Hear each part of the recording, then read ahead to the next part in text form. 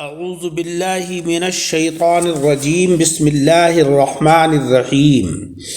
ناظرین اکرام، جناب رسول مکرم صلی اللہ علیہ وسلم نے ارشاد فرمایا کہ قسم ہے اس ذات کی جس کے قبضے میں میری جان ہے، تم لوگ اس وقت تک جنت میں نہیں جا سکو گے جب تک کہ ایمان نہ لے آؤ، اور تم اس وقت تک مؤمن کامل نہیں ہو سکتے ہو جب تک کہ آپس میں ایک دوسرے سے محبت اور پیار نہ کرنے لگو۔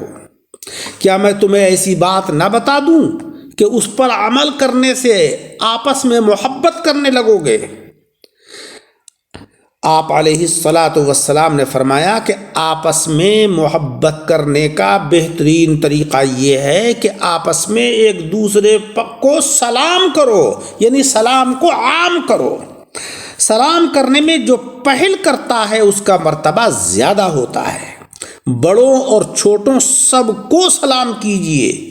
اسلامی تعلیمات میں بڑوں کی تکریم اور چھوٹوں پر شفقت بڑی اہمیت کی حامل ہے، اور یہ بات یاد رہے کہ ہمارا کوئی بھی نیک عمل ہمیشگی پر مبنی ہونا چاہیے۔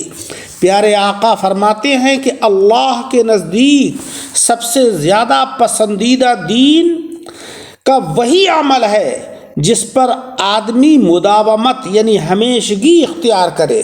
یہ نہیں ہونا چاہیے کہ عارضی وجوہ کی بنا پر نیک امور کو بالائے طاق رکھ دیا۔ اور حق یہ ہے کہ اس قوم پر اللہ کی رحمت نازل نہیں ہوتی کہ جس قوم میں رشتوں کو پامال کرنے والا کوئی ایک شخص بھی ہو۔ اس لیے رشتوں کی عظمت کو قائم رکھیے تاکہ رحمتوں کا نزول جاری رہے۔ ایمان کی دو شاخیں ہیں، ایک شرم و حیا کا خیال رکھنا، بے شرمی اور بے حیائی کو قریب نہ آنے دینا، اور دوسرے اپنی زبان کو قابو میں رکھنا، وہی بات زبان سے نکالنا کہ جو قابل گرفت نہ ہو۔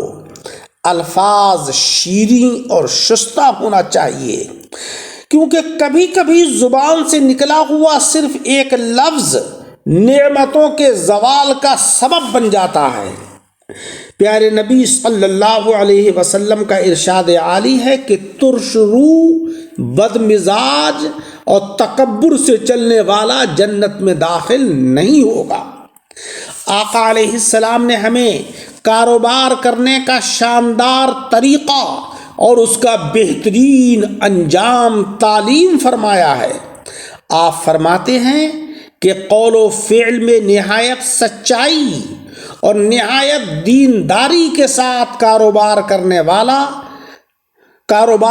والا شخص نبیوں، صدیقوں اور شہیدوں کے ساتھ ہوگا۔